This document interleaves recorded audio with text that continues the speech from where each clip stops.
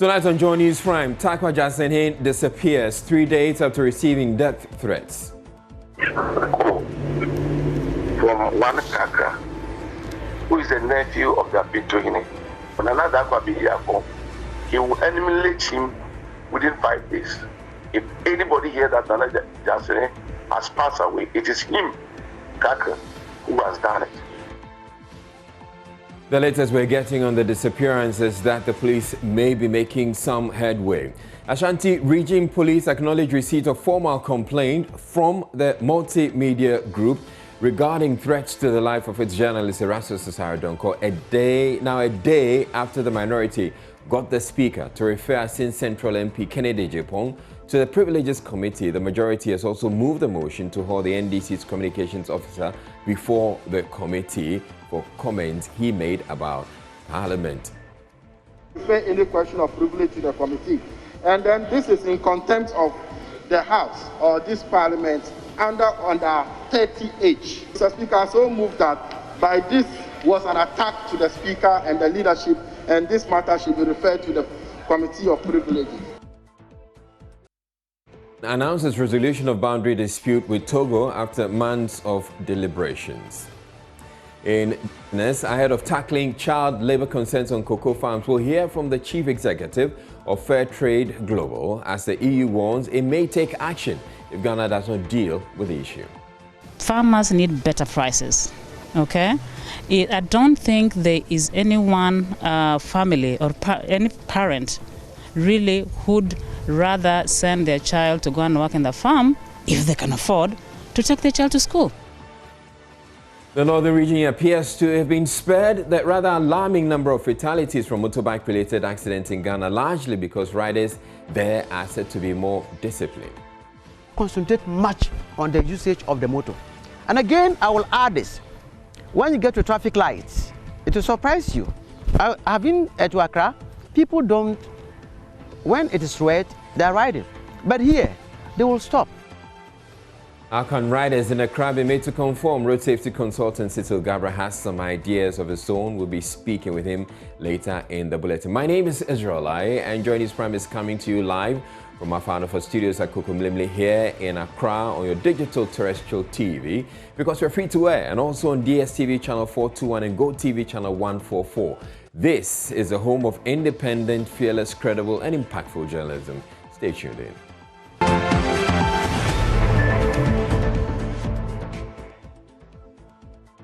The Takwa Jasenhin Dr. Nana Adakwa Bediako III is said to have gone missing with no clue as to his whereabouts. According to the Akiame Hine of the Apinto Divisional Council in Takwa, Nana Krobia Obo II, the chief, disappeared since Tuesday. He told Joy News the driver of the Jasenhin, Papa Kwesi, told him on Wednesday around 7 p.m. he received a call from someone who said he saw the car of the chief was parked in front of Abbey National Financial Services, but he was nowhere to be found. On last week Sunday, I'm in my house at Abuja when a call from one Kaka, who is the nephew of the Pintohine, called me, gave me a serious warning that Nana Jasenhin, who is the Apinto Jasenhin, is worrying him, disturbing him in his business, and therefore Nana Adakwa Bediako, he will eliminate him within 5 days. If anybody here that Nana Jasenhin has passed away, it is him, Kaka, who has done it. So I kept it for myself. I and Nana Abuchi went to the palace to meet his uncle, who is the Pintohine, and I called Kaka back. I told him to repeat the statement that he told me on phone. And he made categorical statement repeating the same words that he told me. Before his uncle, the uncle tried calling him twice, Kaka. He bounced the phone on his uncle. So he came to the police station on that very Sunday, had a report to the police. On Monday, the statements were taken. Yesterday, we didn't hear anything. And it's a Kwesiadano. Nana Jase. It's true that Nana Jase is missing and we are looking for him. This report came to me at night around 8 o'clock when I heard that they were looking for him. Details show that yesterday we saw the next car parked in front of Abbey National. Since then, we haven't seen him, and the person who saw the car is his own driver, Parkwesi. He was the one who saw that Nane's car was parked. Nane's phones were in the car. The car keys were in the car, but he couldn't find Nana. So he made a call to some of the elders. So after speaking to some of them that he couldn't find Nana, the driver drove the car home. It was later when Nana Poku and the driver called Parkwesi went to the police station to make a report in the afternoon. In English language, they say every issue has its issue and its remote causes. The remote cause of this issue is that on Sunday, Nana Jassy made a case against the man called Kakra. Obey a case no a police for yeshe ehwehwemu. Western Region correspondent Natalia Kwanza joins me now with the very latest. Now, Ina, what more have you gathered about the disappearance of the chief? Well, Israel, for now, the police are still investigating his whereabouts. There is calm in the community as this morning when residents, together with the Council of Elders for the Apinto Divisional Chief, all besieged the Takwa Police Command. For now, they say that police are still investigating, looking for the whereabouts of the chief. Now, who is this chief? Well, Israel, he's the Jasahine for the Apinto traditional area in Takwa. When you go to Takwa, they have the Fiasi Traditional Council and they have the Apinto Divisional Council. So he is the Jasahine for the Apinto Traditional Council.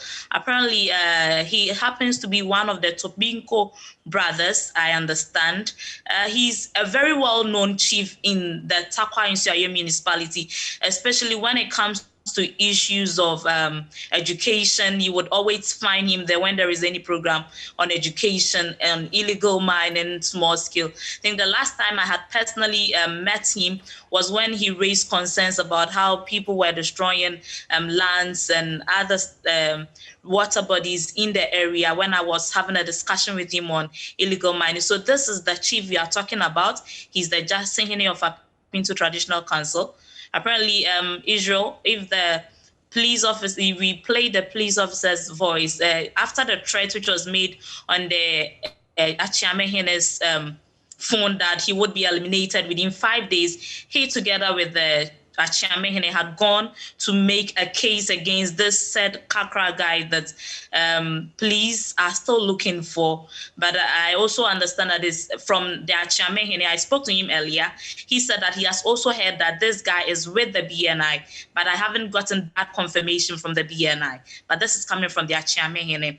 He says that they had gone to the police in Takwa to make a complaint after this threat to eliminate him within 5 days came in from the Kakra guy. Hello, Israel. All right, thank you very much, Ina. But also joining us is Kwabena Jumfo, who speaks for the chief's family. Now, Kwabena Jumfo, has there been any progress in efforts to locate Dr. Nana Daakwa Bediako III?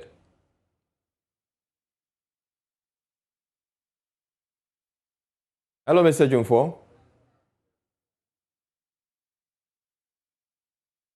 Appears we're having some difficulty reaching Mr. Jumfo. Now, Kwabena Jumfo, if you can hear me, has there been any progress in attempts to efforts to reach him? Yeah, good evening to your listeners and your viewers. I think you have said it all. The correspondent from Western Region has given you all the details of whatever has happened here. But the latest news that we have just heard, and I just spoken to my Jasahine, the kidnappers has released him. A vehicle has gone to pick him and his way back home. We hope by hold on. 30, 40 minutes. Okay, I'd want you to reiterate. You're saying that the chief has been found? I'm saying that I just spoke to him on phone. Okay. That he has been released. A vehicle has gone to pick him, and we are expecting to see him in 30 or 40 minutes' time. So, in good news is that I just spoke to him on phone. He's in his way coming home. God willing, by close of today, we will see Takwa Jasin back home. And has he told you what must have happened to him for the period? We are waiting for him to get home, sit him down, and we have the full brief of whatever happened. So who is bringing him home? His junior brother is with us. He came from Accra with his sister. They have gone with a vehicle to go and pick him. He showed them the location where he is, and they just got him, and they are coming with him. Okay, this is some news that has, well, it's good news that he's been found, Yeah. but his disappearance is something that everybody else has been talking about. How is it that, how did they locate him? All of a sudden, they've been able to reach him on phone. Did he call, or how did they get in touch? When he better get there, he called some of us. Our line was busy because of the calls that you and your people have been calling there. So when he calls, I was not able to pick it. I don't know the number. I just always receiving calls from other people. So he called me, didn't get me. So he called his brother from Accra that he's here with us. And his brother picked the call and told him that, look, I'm at this location. Come and pick me. Tell Nanan that I'm here. So when he gets there, he called and we spoke to him directly. I know his voice, and I spoke to my dad saying it. All right. Thank you very much. But the news right now is that the Takwa Jasehene has been located and is making his way to his home. We would update our viewers subsequently when we get any additional information. Also, police in the Ashanti region have begun investigations into threats issued on the life of multimedia journalist Erastus Asare-Donkor by Asen Central MP Kennedy Oppong. A statement signed by the Deputy Regional Commander, DCOP David Agyem, acknowledged receipt of an official complaint filed by the multimedia group asking for a thorough investigation and protection for Erastus and promised to periodically communicate their findings. It reads, the Ashanti Regional Police Commander received a formal complainant and petition from multimedia group against Honorable Kennedy Oppong, MP for Asen Central Constituency, for threats allegedly made against a journalist, Mr. Erastus Asare-Donkor. The petition is receiving attention and being investigated by the Regional Crime Officer, and any further developments will be communicated. The Police Regional Command would like to assure the general public that we are very aware and alive to our constitutional mandate and responsibility. We shall endeavor to protect each and every person in the region as well as their property. We remain committed to this cause.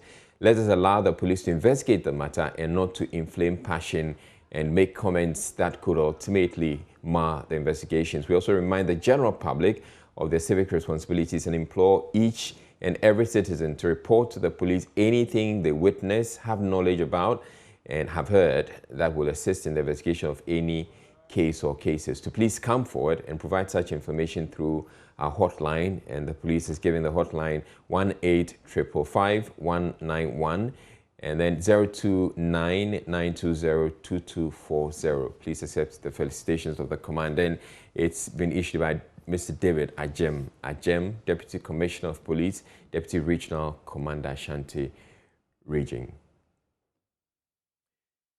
Now, Parliament's Privileges Committee is expected to come out with clear timelines to indicate how it intends to go about its probe into comments made by the Asen Central MP Kennedy Oppong. The committee is seeking to determine whether his comment that Love FM's Erastus Asare-Donkor ought to be beaten mercilessly brings the image of Parliament into disrepute.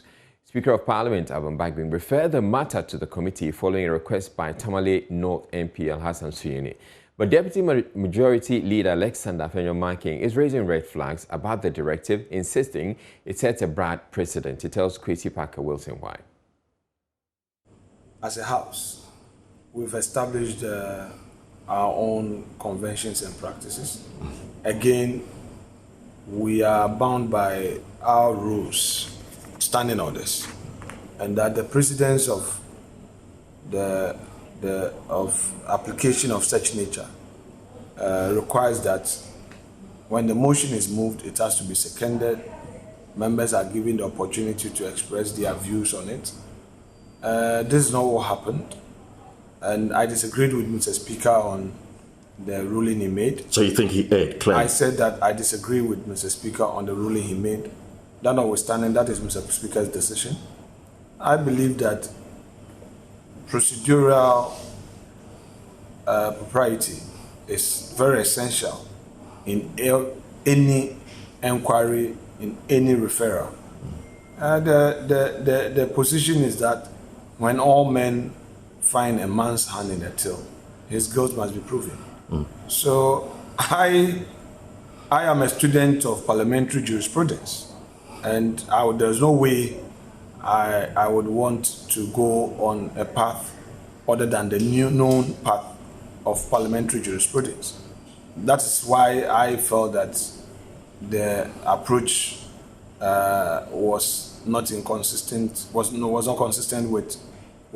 the standing orders. Now, those who have said that clearly the videos are there, we've heard the voice clearly, so there was nothing about procedure. Clearly, individuals petitioned Parliament, and the Speaker took the right decision. We are talking about procedure. Did the Speaker see the video? Did the honourable member even procure the video to mount his argument? You see, sometimes we create these impressions about certain things, and at the end of the day, it comes back to haunt us. We shouldn't create an Okotodi and a budget situation here. All right? We shouldn't create an Okotodi and a budget. A member of Parliament has his own right to make applications to Speaker. Speaker must determine it. It's been determined. Let us see the next step. But I have made my point that let's follow due process. Nobody will recommend that if a person is caught stealing, he should be stoned to death. You know that. Even if every eye saw him stealing, the law requires due process. So, would a person be wrong if he invites an authority to ensure due process in any matter? I don't think so.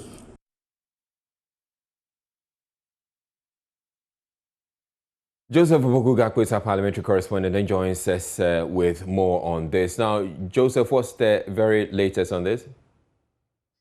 Israel, we've been double checking when exactly the committee is likely to meet to then probably decide on the modalities on the way forward and agree on how the probe will be carried out. From our checks, that meeting didn't come off today. It's called the inception meeting to then decide on how to go about it. It's not likely to come off tomorrow, but it's likely to be sometime next week. At that meeting, the committee at a closed-door session will come to a decision on how many witnesses they will call, including possibly Rastu Sasaredonko and other witnesses, probably the journalist who conducted the interview, and of course, the Honorable Kennedy Japan himself. The committee would also decide on the modalities that would actually guide the processes in terms of whether they would receive oral arguments or written testimonies, oral testimonies or written testimonies. That as well will be determined, and then they would come to a determination on the duration that they would use to undertake their business. So we're waiting for that meeting to unfold sometime next week. But what would eventually happen is, after they've done that, most likely it's going to be a public hearing, because on all the occasions that we've seen the Committee on Privileges sit to determine issues, the hearing has actually been public. And once they are done, they would probably take a vote or decide by consensus on recommendations for whatever actions that they are recommending. And then that report will come to the floor finally for the necessary approval or otherwise. Now, closely linked to this is what we're hearing is a push for the NDC Communications Officer to be hauled before the Privileges Committee. You tell us about that. And so Second Deputy Majority Whip,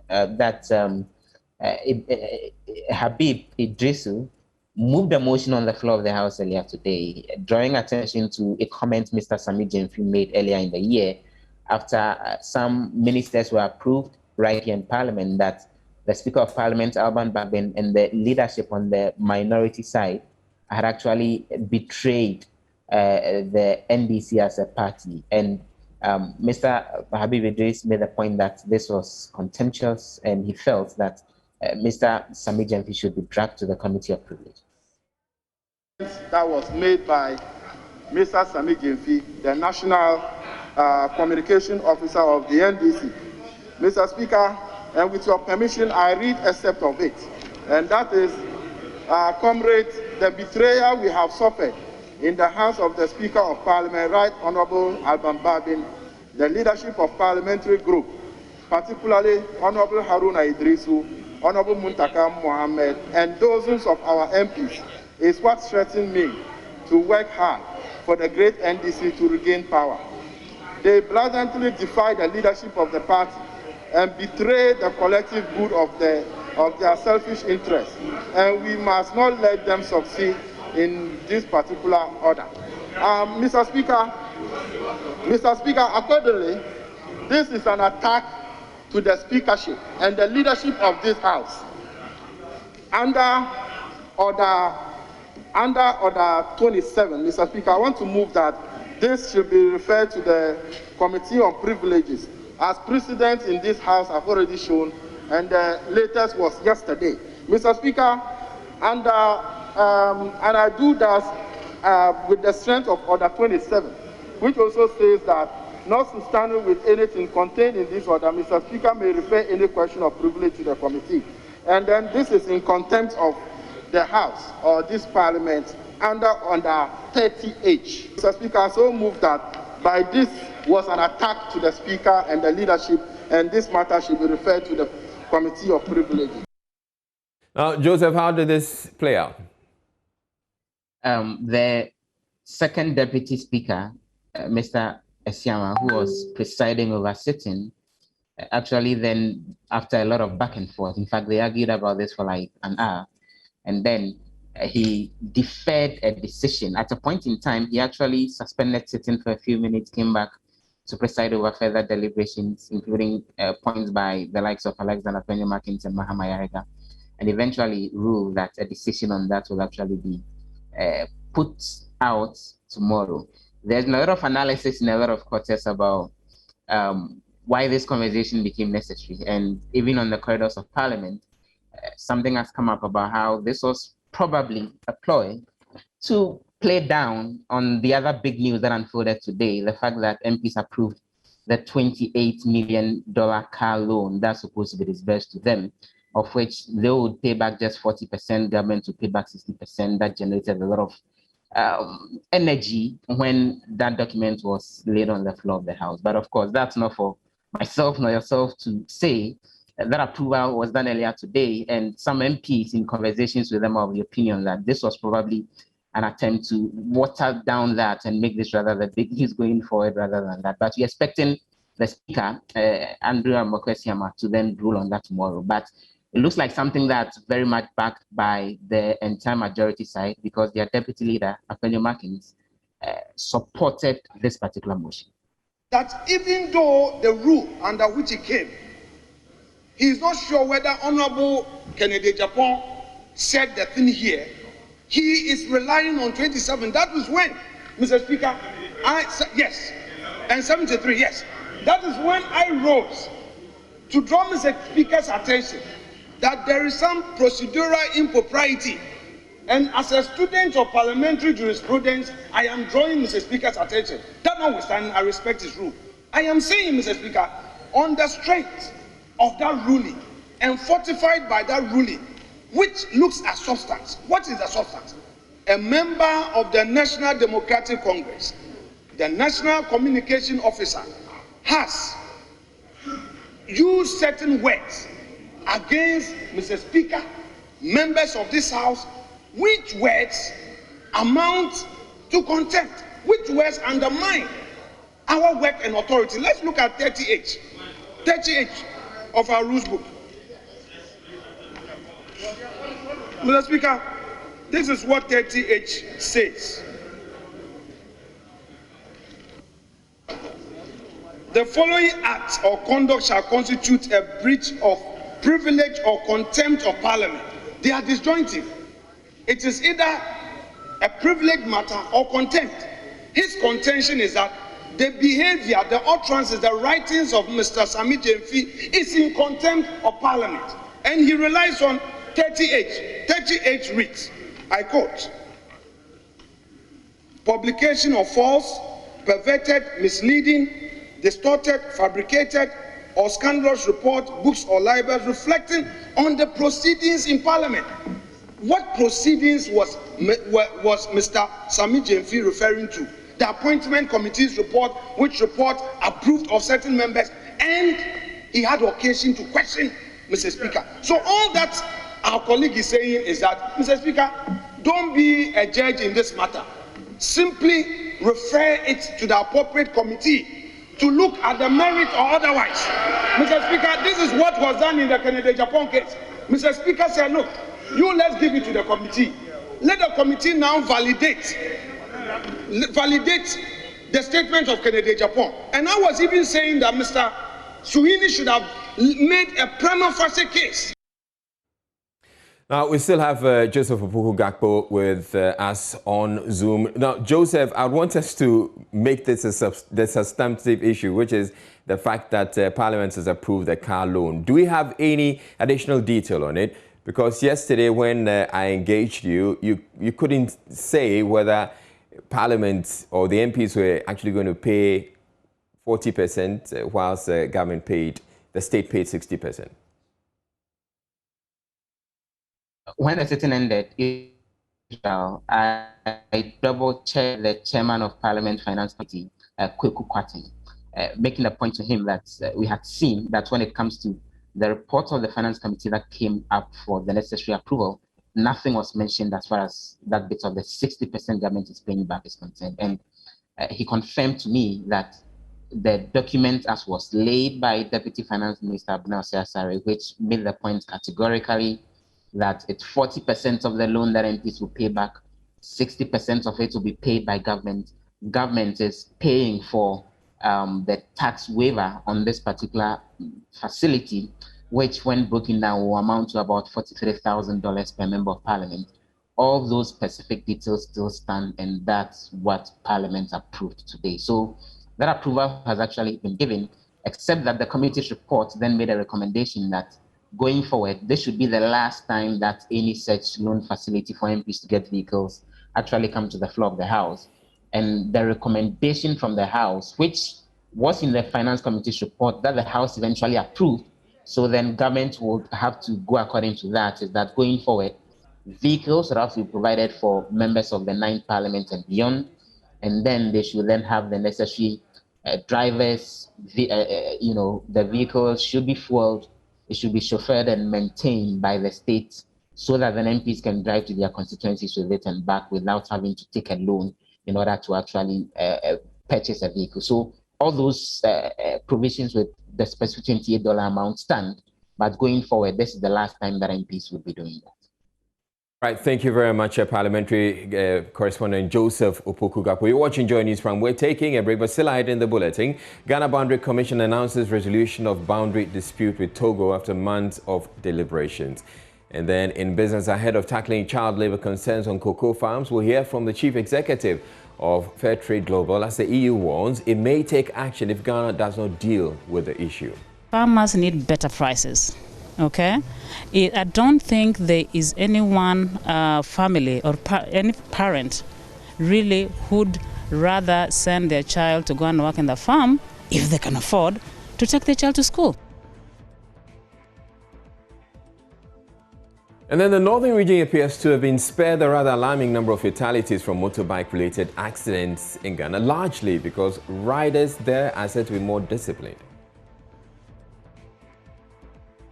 We concentrate much on the usage of the motor. And again, I will add this. When you get to traffic lights, it will surprise you. I've been to Accra, people don't, when it is red, they're riding. But here, they will stop. So how can riders in Accra be made to conform? Road safety consultant Cecil Gabra has some ideas of his own. We will be speaking with him later in the bulletin. Do stay tuned in, we'll be back in a bit.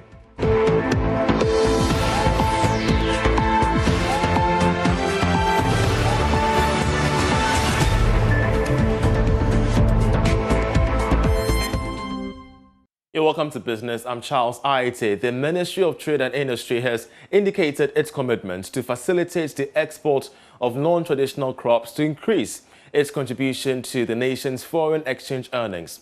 According to the Chief Director, Patrick Nimo, the ministry has implemented policies and initiatives to ensure that businesses as well as farmers benefit from the African Continental Free Trade Agreement, with a specific focus on manufacturing. He was speaking at the 2021 West Africa Regional Fair Trade Convention. Chief Director at the Ministry of Trade and Industry, Patrick Nimo, said government will continue to support the growth of non-traditional exports since they are a major contributor to the nation's foreign earnings. It is for this reason, he says, government has invested substantially in the manufacturing sector to help with processing of crops.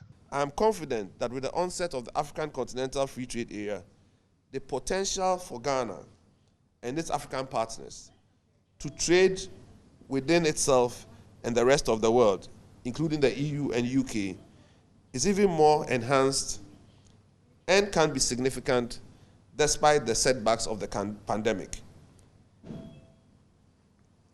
That is why, over the last few years, the government has concentrated efforts and resources on enhancing manufacturing capacity and value chain through agro-processing, and this has been prioritized under the support provided under the One District, One Factory program. Chief Executive of Fairtrade Global, Dr. Iago Inyongo, revealed that an amount of 15 million euros was generated both internally and externally to address challenges of farmers caused by the COVID-19 pandemic. The effects of COVID-19 proved to be diverse and intense, and we realized that the fair trade premium would not be able to cover all your needs. And as such, we embarked on internal and external fundraising, which to date has raised about 15 million euros.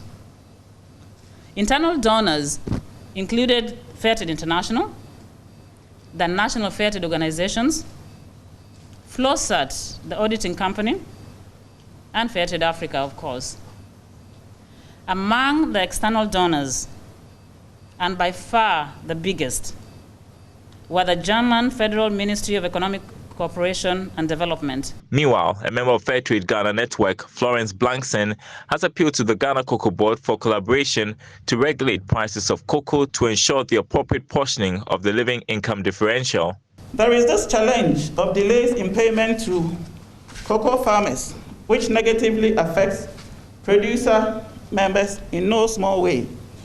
We, in this vein, wish to call for a committed collaboration of Ghana Cocoa Board and all commercial partners to resolve the issue so that cocoa farmers and the nation as a whole can realize the benefits of the living income differential. Also, we are much aware of the efforts being made by Fairtrade in empowering cocoa producer organizations to establish structure and other monitoring and remediation systems to combat the menace of child labor. We wish to appeal in the light of this for more funding and closer stakeholder collaboration. Ghana's Premier Mobile Lottery has rewarded 453,000 cedis to an orthopedic patient at Wenchi. We have more in this report.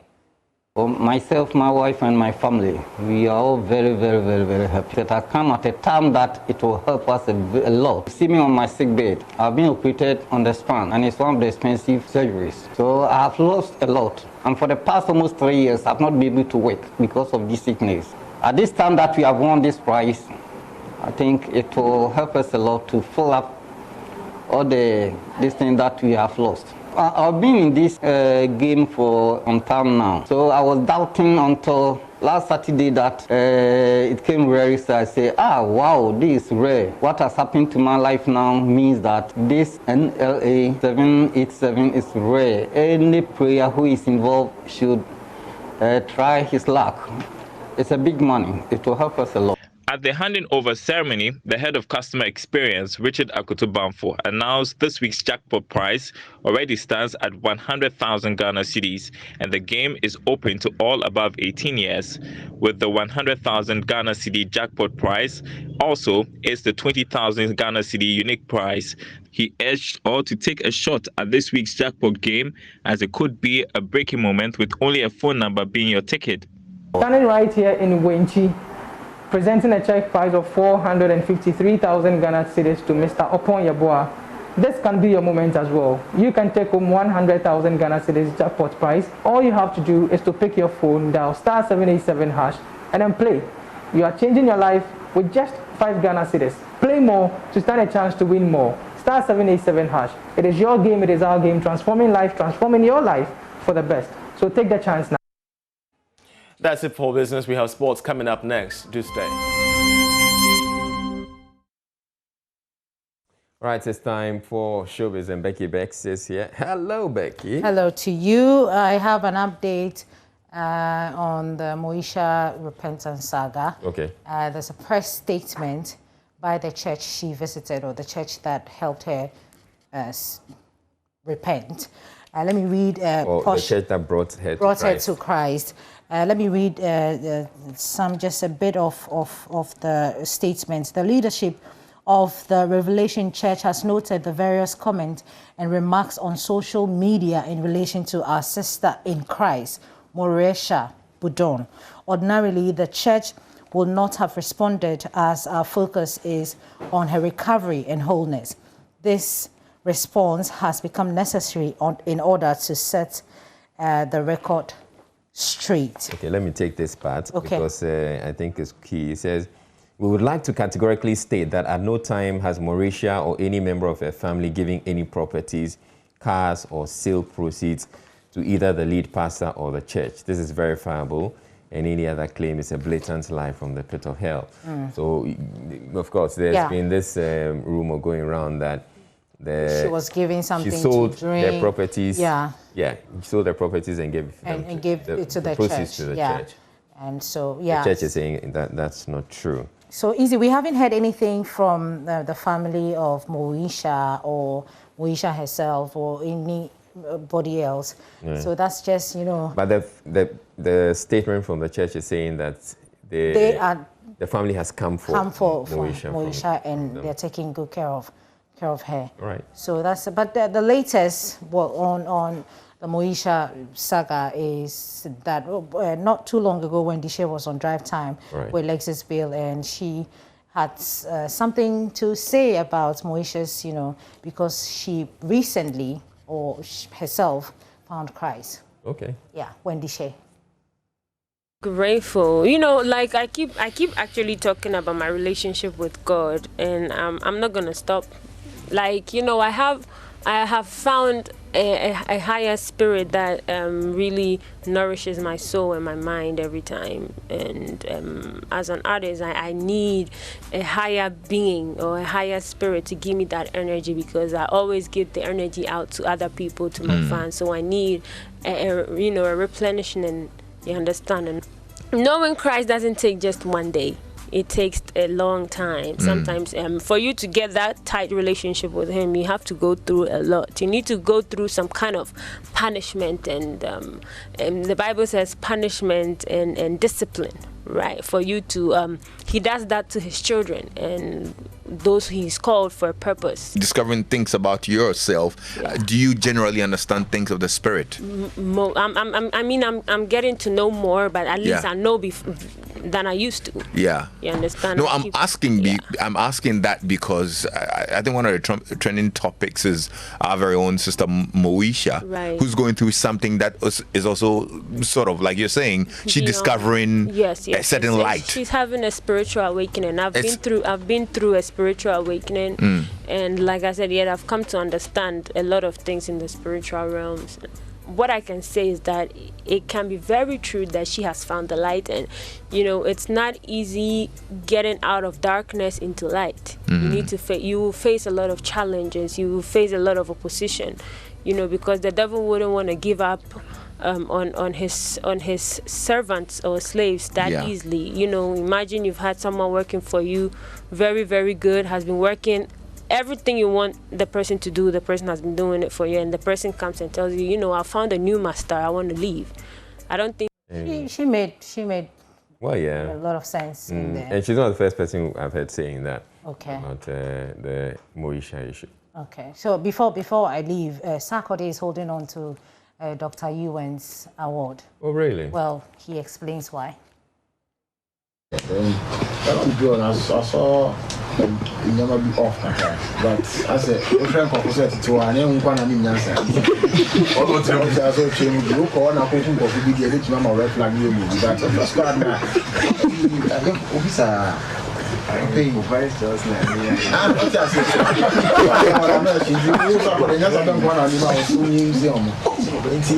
Nipana, Dr. You and Nakasa, who's on a mature. So look at catch a black say, I quay the suit.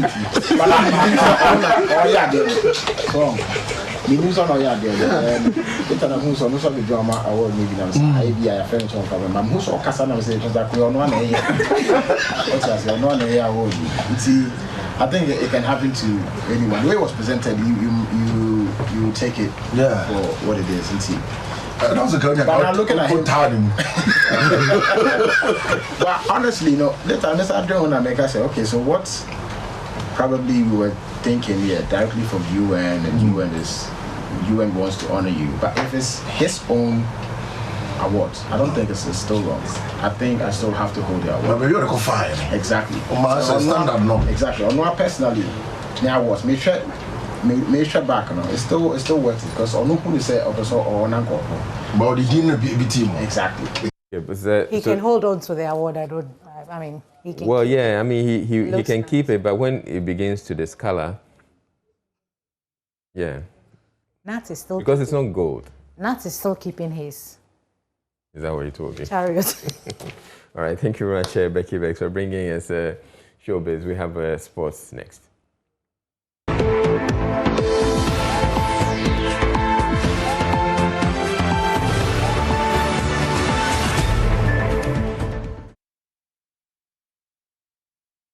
And with me, Ray Kwampof, we do start from some boxing where former WBA welterweight champion Ike Bazooka Korte is seriously looking for a strategic investor to help him complete his hospital project in Gbawe.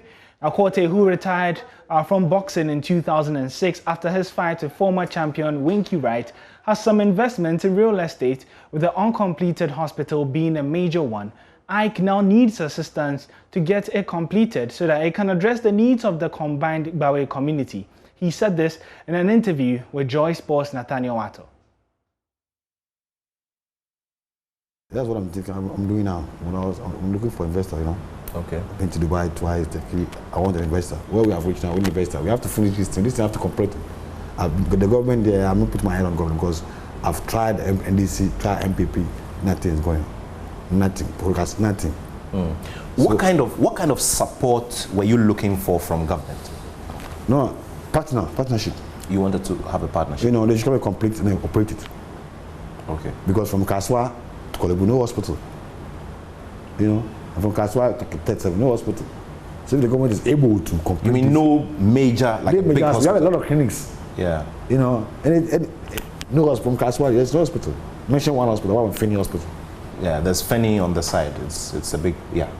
So, since the first government, NDC, nothing, MPP, decided to find an investor. So that's what I'm looking for. No. I remember that at a point as well, you had brought a lot of equipment and you wanted to get them out of the port. Yeah, I paid what duty. happened? I paid duty. Yeah. Okay. I paid duty. Go first time. Okay. Go first time. I paid duty. Yeah. You couldn't get any tax rebates. Nothing at all because initially I brought equipment. Okay. And I paid duty for to I went to saw someone for. He was a finance minister. And that was what I'm bringing to help the nation. Say, so, there's nothing they can do. So want them paid. I went to China to buy the building equipment to complete it. Okay. 28 containers. I see. Yes. Let me show you the receipts. Can I show you the receipts now? Yeah, we'll take a look. Yeah, we'll take a look at it. Yeah. And I pay and clear it. They are there. Things are there now. Yeah.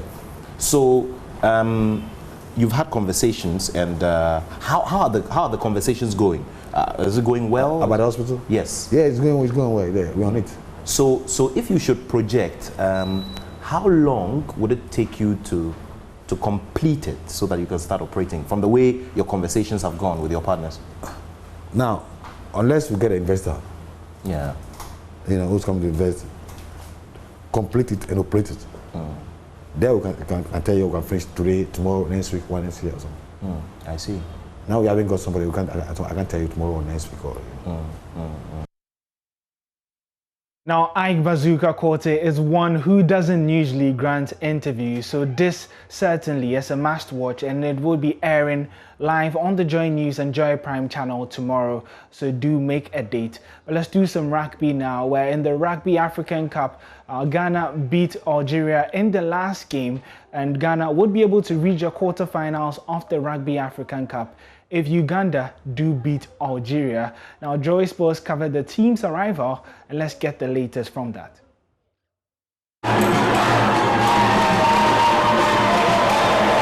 The Eagles were given a rapturous welcome when they returned from Uganda on Thursday.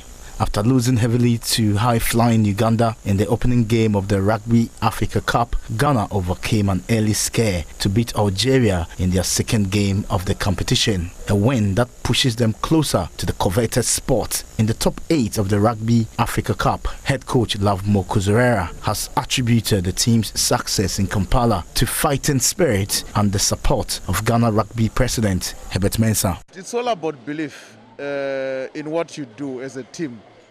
This team has a lot of character. It has shown it from regionals to where we are today. And we have a very supporting president. He understands exactly what we want to achieve as a team. And he has also shown the support that and the passion that he has for this team as well. So even when we left, we knew that some of the fighting spirit in us would have to win something. So that's why we find when we get there, even when we lost the first match, going in the second match, down by half-time, people were counting us out, but the character of this team showed. Sakut Emega Etego, compliance officer of Ghana Rugby, reveals Herbert Mensah spent close to $50,000 on the trip to Uganda despite the freezing of the union's bank accounts. Their bank accounts frozen, etc. But you see, they still went, and you ask them what amount. They spent close to $40,000 to $50,000 on this trip, and they're back. Even though the banks, the Ghana Rugby's bank accounts are frozen, Ghana Rugby didn't go to the National Sports Council, Ghana Rugby didn't go to the ministry, Ghana Rugby didn't go to anybody, but they've gone to Kampala and they've made Ghana proud. And this is what Ghana Rugby has been doing for the past 7 years, running things on their own, autonomously. Ghana will secure an enviable top 8 spot in the Rugby Africa Cup if Uganda beat Algeria on Saturday.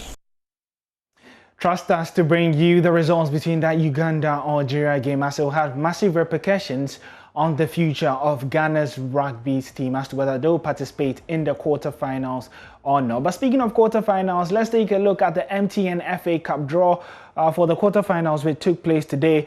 Ashanti Gold play against Wildcard Kintampo Top Talent FC. Asante Kotoko face Brekum Chelsea. Elmina Sharks would be playing against Heart of Oak as Mediama face Atram Devisa, who beat Legon Cities. Now, in terms of the tournament tree, Heart of Oak and Kotoko are on either side, and could possibly meet in the final. That's how we wrap up the sport here. But Prime News also ends on the Joy Prime channel as well. But if you're enjoying news, do stay tuned. We'll be back after this break.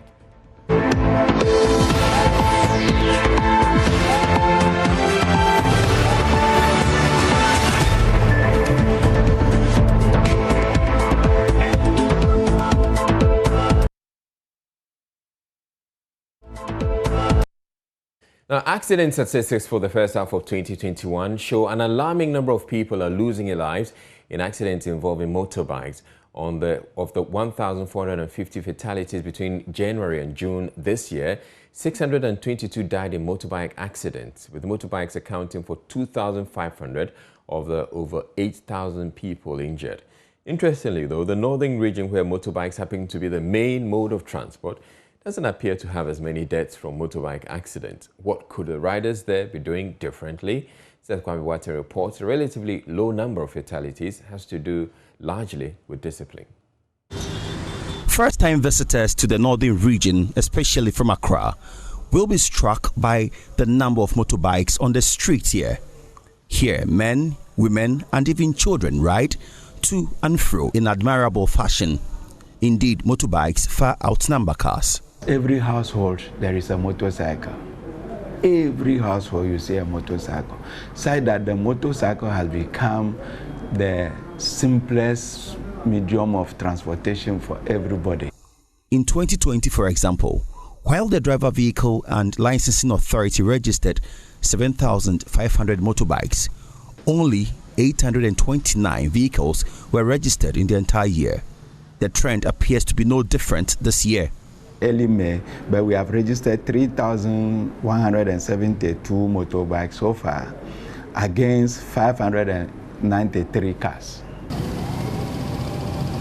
Ironically, statistics from the police MTTD suggest only 20 lives have been lost through motorcycle-related accidents in the region from January to June this year. In the Greater Accra region, however, 102 motorbikers have died in just 6 months, with 105 dying in the Eastern region and 86 in the Ashanti region. The National Road Safety Authority boss here, Alexander Ayata, explains why the fatalities are that low. In the southern part, I think they basically concentrate on passenger. But here, we concentrate much on the usage of the motor. And again, I will add this.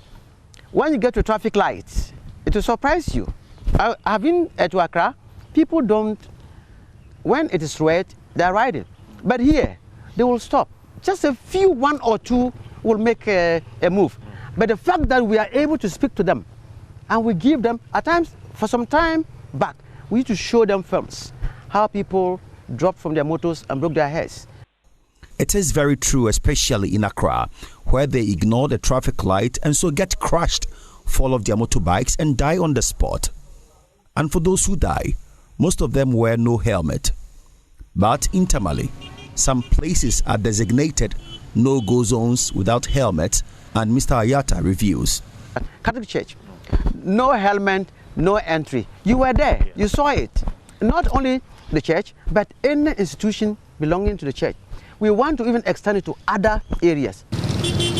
So how seriously riders pay attention to their safety shows in how few of them are getting injured when they are crushed compared with riders in Accra, Eastern and Ashanti. In just 6 months, while 47 motorcycle injuries have been recorded in the northern region, in the Greater Accra and Eastern regions, 600 and 285 people have been injured respectively. In the Ashanti region, 86 injuries so far. At the Tamale Teaching Hospital, there are patients who testify, but for their helmet, they would have been dead long ago. A child was about to cross the road. I just saw the child like in a meter, a distance of a meter. So in trying to save the child, I swerved and I went off. I felt with my forehead, but then because of the helmet, my teeth hit the ground. So my teeth is actually also affected. But because of the helmet, I was able to save my head. At various intersections here in Tamale, it is amazing how almost all riders, with the exception of a few, respect the traffic light. For them, red really means stop. Because of the education that the MTTU and the National Road Safety Commission are giving to the citizens or the people of Tamale, they go to realize the danger in certain, like when a traffic light show red and you pass, the danger in it. It's better you hold on. When it show green, yellow, you get ready. When it show green, you start moving. I think this is one of the ways we can do that, by obeying the traffic rules. So I think that's the rationale behind that. Okay. We are putting our own conscious effort in order to make sure that the risk of traffic accidents reduce. On our part, the government has their part, and we the citizens also have their part. So we need to all come together and then make sure that we fight against this canker in our nation. Well, if you don't stop, there is other traffic light that shows green. So definitely, if you don't stop and that one is green, people are moving. So once you move, you collide with the others. So if you are a rider listening or watching, just remember, respecting the red light means you cherish your life. My name is Seth Kwame Boatin.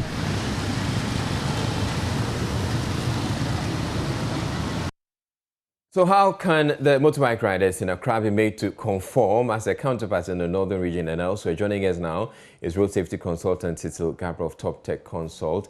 Thank you very much, Mr. Gabra. I first want to understand why riders in the northern region are so compliant. Is it just the fact that they are more disciplined? Well, I think they are very disciplined. I am not discriminating, but I love people from the northern part of Ghana in terms of respect, right? And then you come to the southern part of Ghana in Accra, and it's rather the opposite. Well, it's all because of two other reasons. One, we all know there's no jobs. Okay, so the Accra boys have taken this advantage to say, come on, let me have a motorbike and I'll make business for you. Many young people are operating motorbikes as commercial transport, which we call Okada. By our legislative instrument, 2180 of the Road Traffic Regulation 2012, to be specific, Regulation 128, states so clearly that you cannot, the licensing authority shall not even register your vehicle, your motorbike, for you to use it as Okada. When I say Okada, I think everybody understands it, which means that you cannot carry any passenger as a pillion rider, okay, and charge that person. Israel, if those bikers will pick their family members, honestly speaking, they will respect the regulations. They will stop at red lights in Accra. You think so? And then, yes, I think so. Because, you cannot, if you and I are riding a motorbike and then our son or our wife are sitting behind, we'll be very careful because nobody wants to lose any of them. But yeah, it's the case where, there's this common language in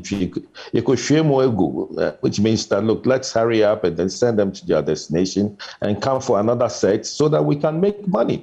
They need to pay for their bike. The motorbike is about 3,000 cedis, and you will not believe it, that many people are rather making business out of it, buying the motorcycles, giving it out to people, young people, for them to make money.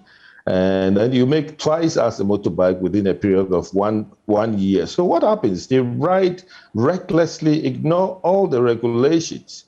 Today, any young person who wants to make his daily bread will jump on Okada. Let's go out and talk to them. It is all because the BRT system has failed. The bus rapid transit system, it's really failed, and therefore everybody is rather thinking of the fast and easier way to get to the destination, which means that, come on, sit on the bike and then you will arrive safely. But it is not safely because many people have not been trained.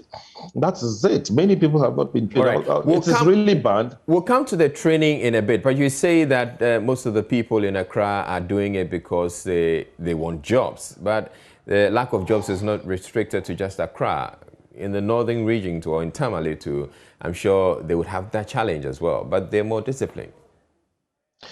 Yes, I spoke about it, that they are much more disciplined. And then remember also that up the north, we don't have many vehicles, so it's easier to ride.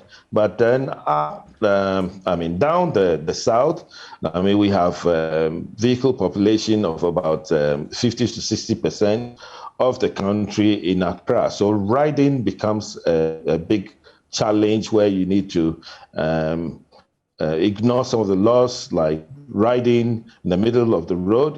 That is it. You don't even have to ride in the middle of the road. You have to ride in a lane. You have to be lane disciplined.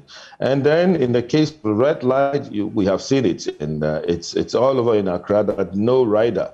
If you see about 10 riders, the only person that will stop is either a rider working for a company or some of the courier companies that are doing delivery. But those Okada, where you have the pillion rider behind, you don't really care about anything. And then look at the statistics; they are really dying. Yeah. If you look at the statistics now, you realize that if you take off the riders from the normal statistics, deaths will be lower than what we are seeing. So something needs to be done. Yes. And for me, If you ask me, Israel, we need to implement the LI 2180128, which is a regulation to say that, look, let's stop people from sitting behind the motorbike. I mean, if I go on, I would rather advocate for a case where nobody sits on the bike as a pillion rider in Accra. So in if you effect, have the laws. So in effect, you're saying that one motorbike, one rider. Precisely, that is what I mean. One motorbike, one rider in Accra, I mean, and then maybe in some of the regions. Because how does this help? What it is, well, it will help because if you look at those who are seated behind the motorbikes, these are poor income people. Okay, let's say a messenger working the ministries wants to go to work, and therefore the only means is, come on, let me sit on Okada and arrive early. But what if you give the messenger a motorbike and train him to get to work? So by so doing, there will be no Okada. They will not get anybody to patronize, and that will reduce the crisis that we see. Okay, so your plan or your strategy is that let's make it easier for people to acquire motorbikes. Once it's that easy for them to acquire motorbikes, then they don't have to hop onto the back of a motorbike. Precisely, Israel, and then that is it. And then let me give you, for example, from Monday, my outfit is going to do a lot of training, 5-day training program. That includes factors and causes of motorbike accidents, map reading, and that's also one thing. You send somebody to deliver something for you, and then they don't even know how to read a Google map. We want to train them to read a Google map. We want to train them in road markings and designs so they understand the traffic regulations and offenses. They can ride very safely in town. We'll also have topics where we'll invite DVLA to talk to them. We are starting on Monday, and we believe that is also going to reduce the crashes on the road, and then ask many more people to purchase the bikes and arrive alive in one piece and not in pieces. That is what we want to do from Monday. I am also advocating for the issue where the laws must be looked at. I mean, let's invite the stakeholders. Let's listen to them so that they will contribute in this aspect that I am advising that, look, let's do a one bike, one human being on it. And if it will work for Accra, that is fine. But then for the other regions, I just saw your clip where you have 4 people seated on the bike. That is so wrong. So I was coming to that. If you say one person, one motorbike, or one motorbike, one rider, not everybody can afford a motorbike, even if you make it as cheap as whatever. But beyond that too, there are those two who are just too young. They don't qualify to ride a bike. So what happens to those ones? For instance, a mother who has to pick her children, or a father who has to pick the kids. So in this case, then they will be allowed to be seated in the vehicle. I mean, that will work. Okay, but then why do we all go for the bike? We want to arrive very early. Okay, if you look at what I'm saying, and then practically it happens, you would also say that, look, what I'm saying is good in the terms that it will reduce the road crashes. Today I was in town. I drove around Joy FM, went to Nkrumah roundabout, and other places, and I could realize that the motorbike population is rather on the increase. And if you look at all the motorbikes, it's either courier or the famous Okada, where you have pillion riders that have been charged. Right. Of course, I mean, that is a problem. And in the next 3 to 5 years, the motorbikes will be more than vehicles, and many more accidents will be expected. All right. So let me take 3 things that I think I've heard you say. 1, there should be enforcement. 2, you're suggesting that we should make motorbikes easily affordable or accessible to workers. Precisely. And then so that you don't need to have a pillion rider with you. And then 3, you're talking about training, which you say your outfit is embarking on. Precisely. That is the right way of reducing this menace that we are seeing. And then I also encourage the police to arrest those people who are riding without licenses. I mean, if you pick 10 riders right now, count them, it's only one who will have license A. You know, we have license A, B, and what's D, and so on. A is for motor riders. If you are driving and then you want to ride a motorbike, not ride a motorbike because you don't have the license A. So that is why we are looking at training those people, people to have the right license, so that what are we looking at? We are just looking at safety on the roads. So many people will ride and will not be pillion riders, and that will reduce the accidents on the road. All right. Thank you very much, Cecil Gabra. Cecil Gabra is with Top Tech Drive Consult. Now, the businessman government has been speaking with to procure Sputnik V vaccines for the country is said to have abandoned the deal. Health Minister Kwaku Agyeman-Manu told the parliamentary committee probing the deal. Businessman Sheikh Ahmed Dalmouk Al Maktoum communicated to government his decision to terminate the contract. The vaccine deal attracted controversy after it emerged. It will cost Ghana about 3 times the ex-factory price per dose. The Sheikh is said to have initially demanded between $28 and $38 per dose, but government negotiated it down to $19 per dose. Parliament is probing the contract following revelations the Russian government is selling the vaccines at $10.50. Mr. Agyeman-Manu tells Sure News no money has been paid to the company, even though it has already supplied 20,000 doses of the Sputnik V vaccines. Now the contract will exist. But because of the scarcity, again, SA Global is also giving us indications of the fact that they will not be able to supply. So we are still engaging. We did not actually terminate this contract. The supplier voluntarily has terminated the contract because he's not in the capacity to supply. Now, like I said earlier, we have other arrangements in place. What motivated me, the ministry, to go this direction was the fact that supplies from the big platforms we were going to get were going to be delayed for nearly 6 months. And that was when we have had our second wave, and people have started dying. In fact, in February, we got the most fatalities throughout the time that we have had COVID. So there was some sort of panic in the ministry to find vaccines.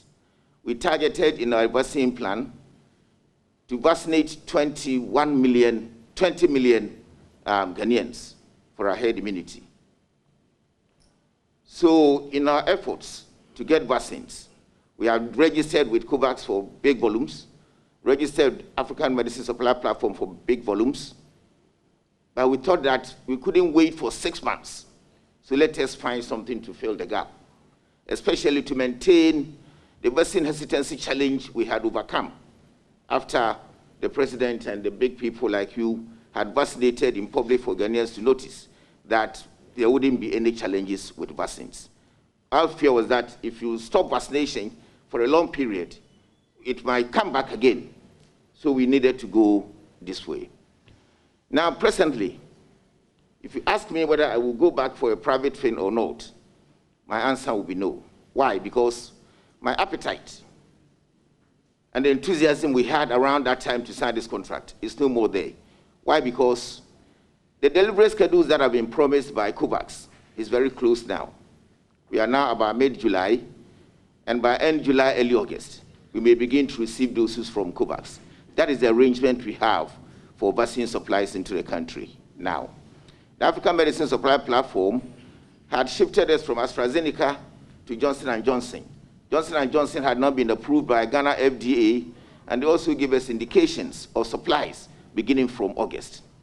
We are now waiting for these platforms to perform. If they fail, that will mean that we may have to start again looking for intermediaries to work on it.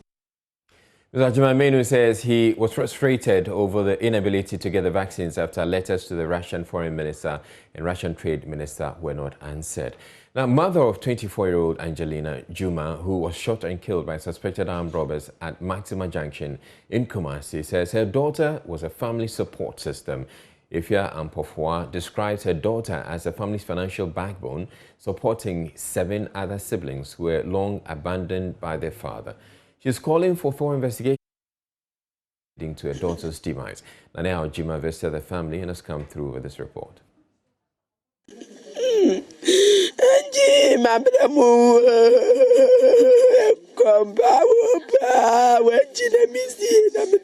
Mother of the deceased can hardly hold back her tears over the loss. She continued to wonder why her daughter will be a target for anyone.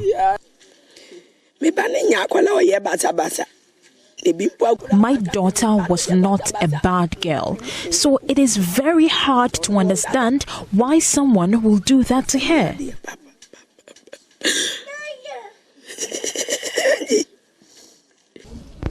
Many have gathered at the family home at Tanoso to mourn the demise of the 24-year-old. Angelina was killed on her 24th birthday. Until her demise, the senior high school graduate worked as a shop attendant dealing in plumbing wares. She was a devout Christian playing different roles at the Tanoso Roman Catholic Church. Here are some persons in the side of Tanoso where she worked and lived. She was everyone's friend. She wasn't troublesome.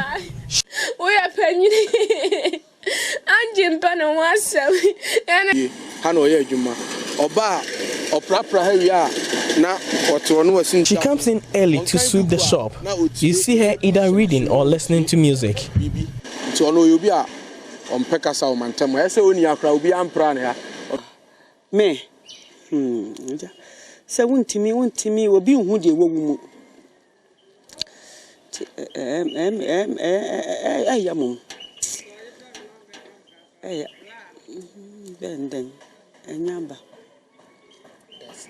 Together with her mother, Angelina took care of her 7 siblings after their father long abandoned them. Efia Ampofua says her daughter could not live to fulfill dreams of relocating the family from a single room in which they live. She doesn't talk. My daughter was my helper. I do laundry for households. That's how I took care of her.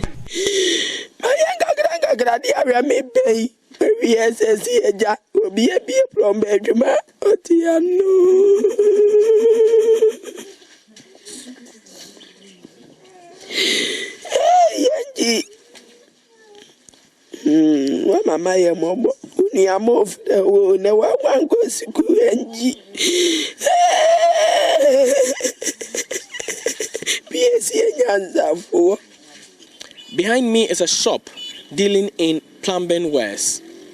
On a normal day, at 10 a.m., it's supposed to be opened. But due to the demise of Angelina Jomo, who worked here and kept the shop, it's still closed. Many around this area are still shocked by the circumstances under which Angela was shot and killed. Today, they are calling for police to thoroughly investigate the matter and bring finality to it. From Kumasi for Joy News, Nana Ojima reporting. Also, some 3 persons have been tried at the Ho District Magistrate Court for unlawfully possessing 3 foreign pistols and 40 rounds of ammunition. The suspects, Nevis Otulaye, 33, Ebenezer Osei, 38, and Muhammad Muntaka Mubarak, 37, were intercepted with firearms, 2 Toshiba laptops, and 27 smartphones tagged with prices on the Bando Hava Road. Volta Regional Police Commander DCOP Edward Udru-Kwating spoke with Joy News. The Volta Regional Police Commander, DCOP Edward Udro-Kwating, explained that the Rapid Deployment Force Patrol Team discovered the firearms concealed in a false compartment of the AC 162118 registered Toyota Corolla. Suspects were taken through thorough routine checks, and the following items were retrieved: 3 foreign pistols with serial numbers obliterated, 40 rounds of 9mm ammunition, 27 assorted mobile phones, and 3 Toshiba laptops. Preliminary investigations revealed that all 27 assorted mobile phones were marked with price tags.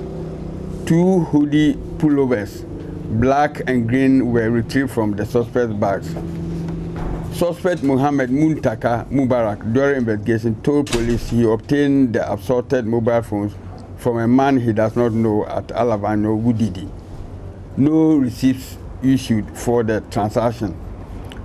Meanwhile, suspects Nebus Otulai and Ebenezer Say claim to have offered lift to suspect Mohammed Muntaka Mubarak on their way from Alabanyo. Suspect Ebenezer Say, on the other hand, told police that he had visited a shrine at Alabanyo for spiritual assistance in his business. Further investigations revealed that the Toyota Corolla with registration number AC 162118 was also acquired by suspect Nebus Otulai at Afina from someone from Togo, but without the documents. We wish to assure the public that we are committed to fighting all forms of crime within our area of responsibility, especially violent crimes, and therefore we need the public support. The motoring public is encouraged at all times to cooperate with the police on the road. We do not take delight in wasting the precious times of the traveling public, but sometimes there's the need to go the extra mile in our search. The 3 foreign persons were concealed in a false compartment in the car, and with that careful and painstaking search, will have eluded us. This is one sure way of preventing the commission of crime. The suspects have been remanded to continue assisting the police in investigations and asked to reappear on the 22nd of July 2021. Fred Kwame Asari, Joy News. We're taking a break to bring you more business. Stay tuned in.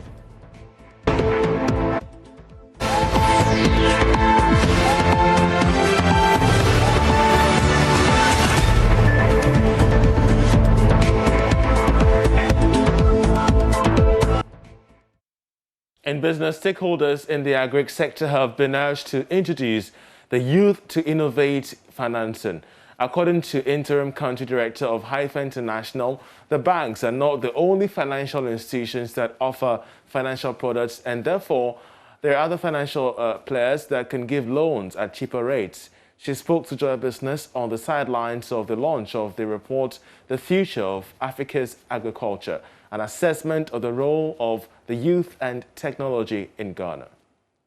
Supporting the operations of small and medium enterprises at this time is crucial due to the impact of the COVID-19 pandemic on businesses. As part of measures to reduce the cost of data whilst many organizations work from home, Vodafone Ghana believes such a package will be a game changer. Director, Enterprise Business Unit and Wholesale, Tawa Bolarin, is confident this will help SMEs manage their costs. More than any other time, this is a time when people are looking for value. Everybody is trying to manage expenditure, manage costs, but at the same time, we know it is critical to remain connected.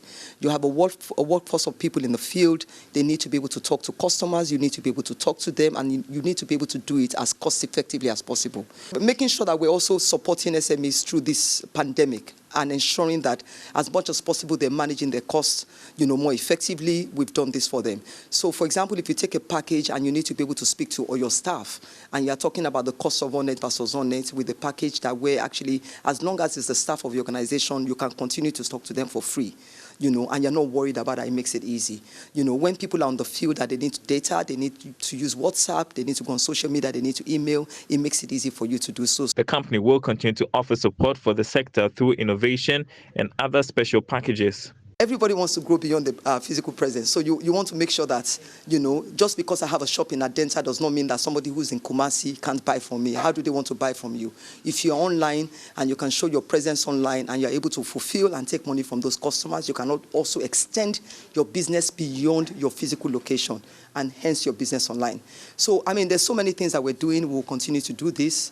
This is not the first thing that we've done. This one was really focused on, let it be about mobility, mobile data, mobile voice, and let it be about flexibility and value.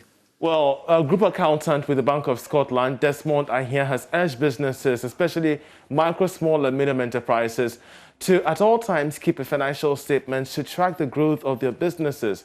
Speaking of the Joy Business online engagement on the theme, positioning your books for investment, Mr. Ahia said financial statements are prepared as a key measure of the firm's profitability and to attract investment. The success of a business goes through a lot of processes. it's a function of things like, for instance, good leadership, governance, policies, structures, marketing strategies, customer satisfaction. A good measure of all of these would be felt in the financial statements. It gives a true idea of the operational activities of the business and also helps us to know what the business owns and what the business owes or what it's using to funding what it has. It is important that the financial statements are prepared as a key measure of the firm's profitability. And so every business, whether it is a micro, small, medium enterprise, it's important that you keep records, particularly of your financial transactions, because it is that will help you know if you are doing well, if you are making profits, if you have enough cash for expansion or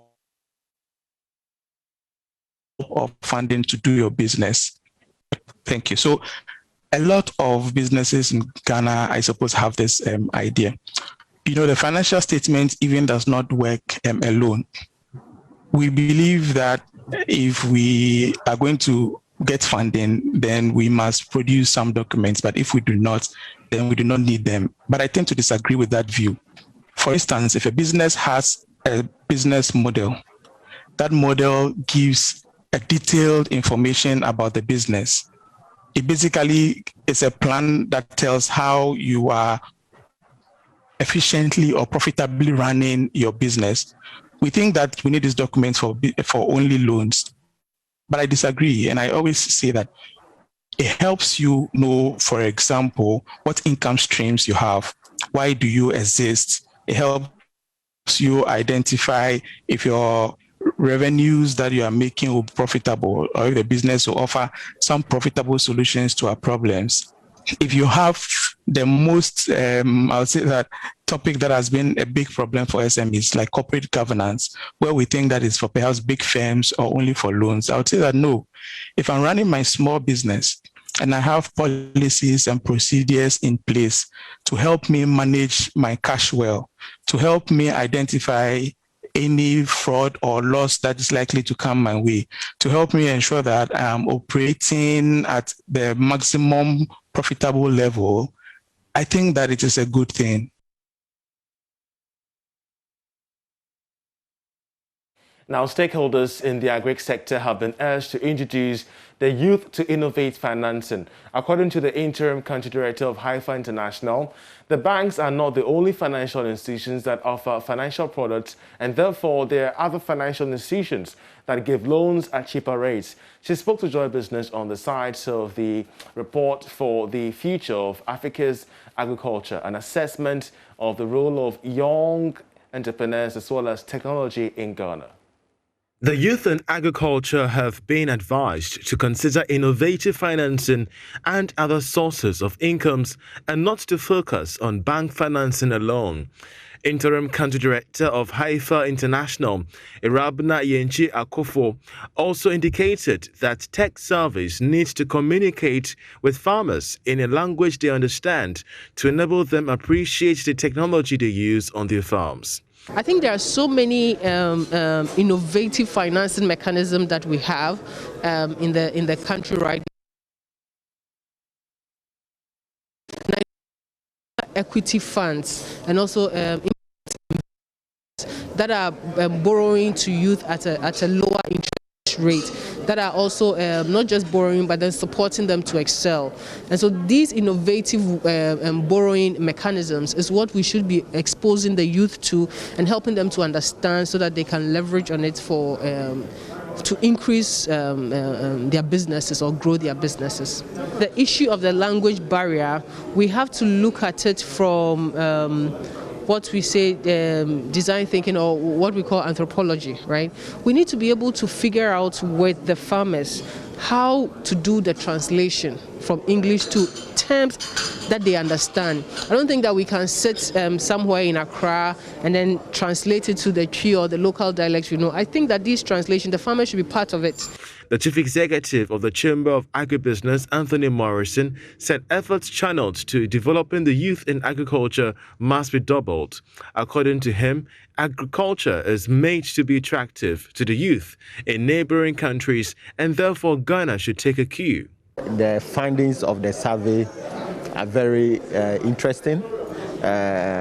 Not that we do not know about it, but the comparison with Kenya, Uganda, Nigeria brings to the forelight where we are as a country in the youth development, in the investment of agriculture in order to attract the youth.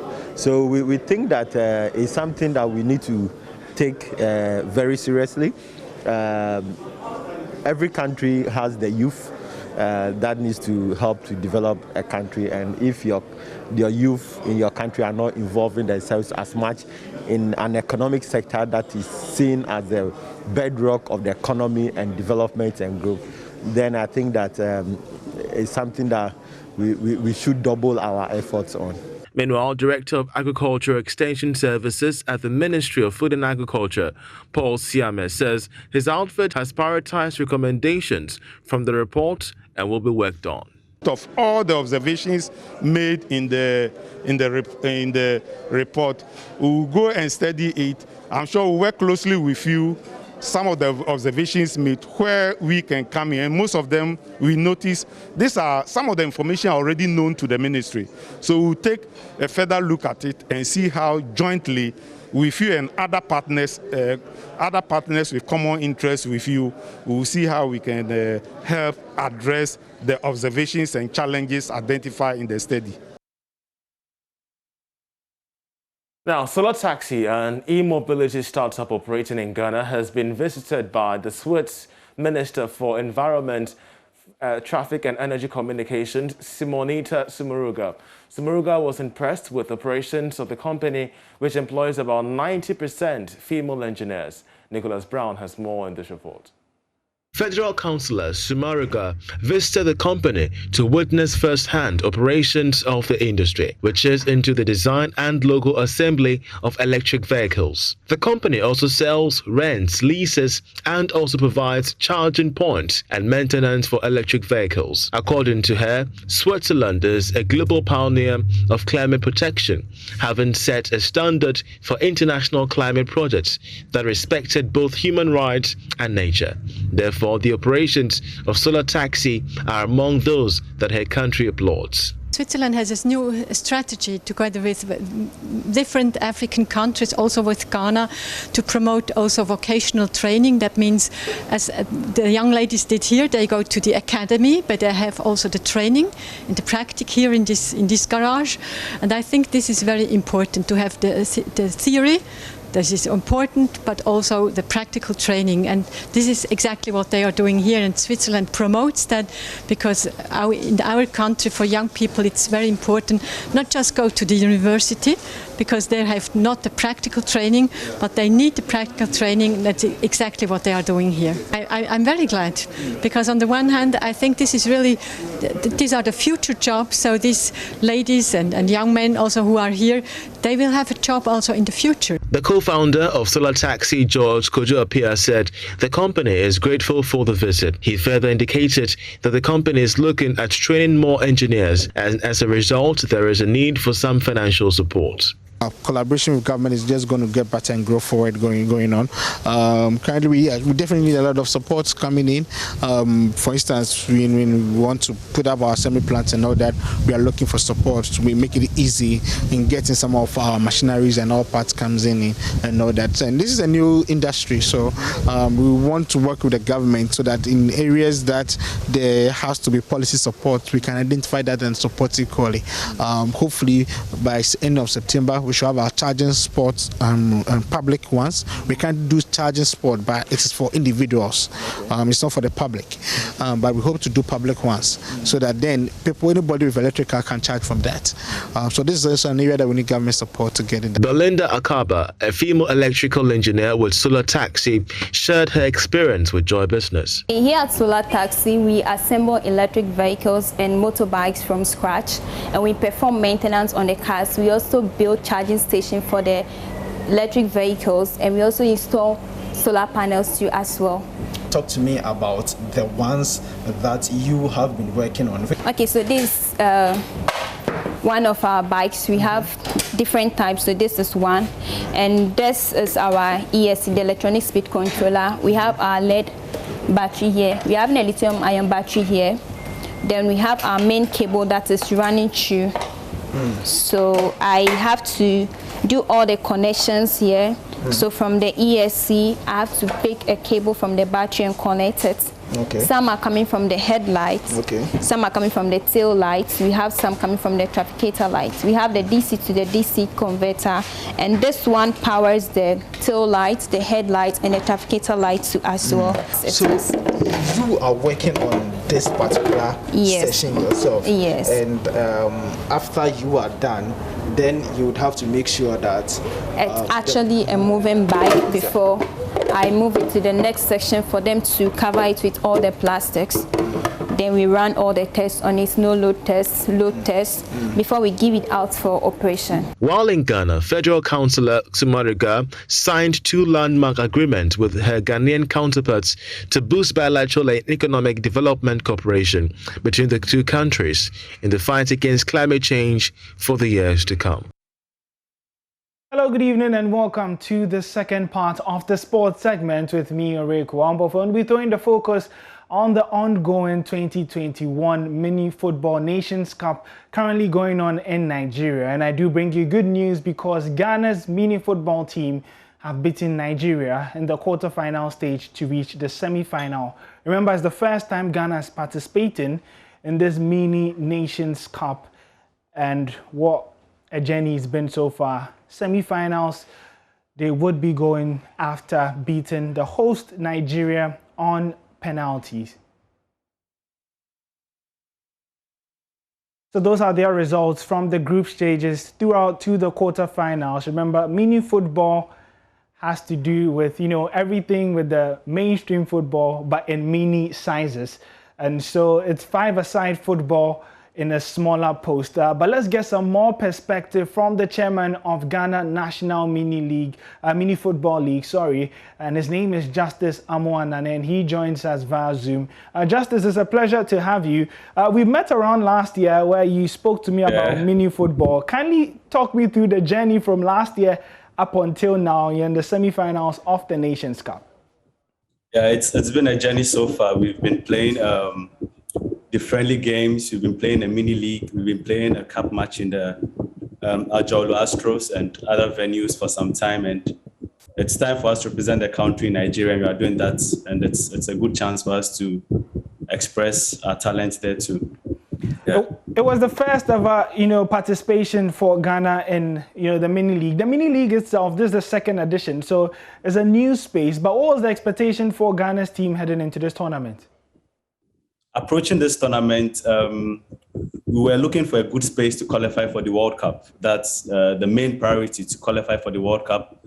And since we have that bagged, we aim for the trophy. That's what we are going harder for. Speaking of the World Cup, finishing in the first 4, that's reaching the semi-finals, would get Ghana then. The World Cup takes place in Ukraine in August. What are the preparations next month? So what are the preparations now that you're there? Is it something that you're looking at, and what would it take for Ghana to play in the World Cup? We have the spot secured. So we are preparing vigorously for the World Cup in terms of performance, in terms of finance, in terms of support from the nation. That's what we are looking at. And now that the team is in the semi-final, where does the team go from here? What are the expectations in the camp? Is this something that you've gone past what you probably expected, or the trophy is really what the country wants at this point in time? We won the trophy now. We have the World Cup secured, so we won the trophy now. All right, thank you very much, Justice, for joining us. Thank you. And he did bring us the latest from Ghana's mini football team. And if you're just joining us, Ghana's team beat Nigeria on penalty shootout to qualify to the semi-finals and essentially reach the World Cup, which would be in Ukraine August this year. And so some history there, Ghana's first time participating in the tournament and reaching the semi-finals. But before we go, let's do some more sports stories where former Black Stars defender John Painstow has asserted that the Volta region is blessed with enormous football talent. He indicated that with the right support and guidance and training, these young talents can be nurtured into professional players to feature in any team across the globe. A total of 720 young men from about 40 communities participated in the gala competition. With the help of the technical team of the John Painstow Football Academy, 61 of the players were shortlisted to form the Afajato Football Club. The newly established club played an exhibition match with the former Blasters side in the Volta region. The Afajato Football Club managed to sink 5 goals in the goalpost kept by Memuna to Suleimana of the Black Queens fame. The former Black Stars side, which features Godwin Atram, Ajiman Bedu, Isaac Vossa, Dan Kwe, John Painstow, among others, equalized 4 goals, pegging the final scores at 5-4 in favour of Afajato Football Club. The Member of Parliament to Afajato South, Angela Alawute, who is the sole financier of the club, was enthused by their performance. What happened today should tell you that we presented good footballers who made us proud. Out of 720 young men who played the gala, we got 71. Today we have the best 61. So by the grace of God, we now have a team that will be called Afajato Football Club. We're bringing you more of this report in our subsequent bulletins. My name is Oreko Ampofo, and that's how we wrap up the sport here. All right, thank you very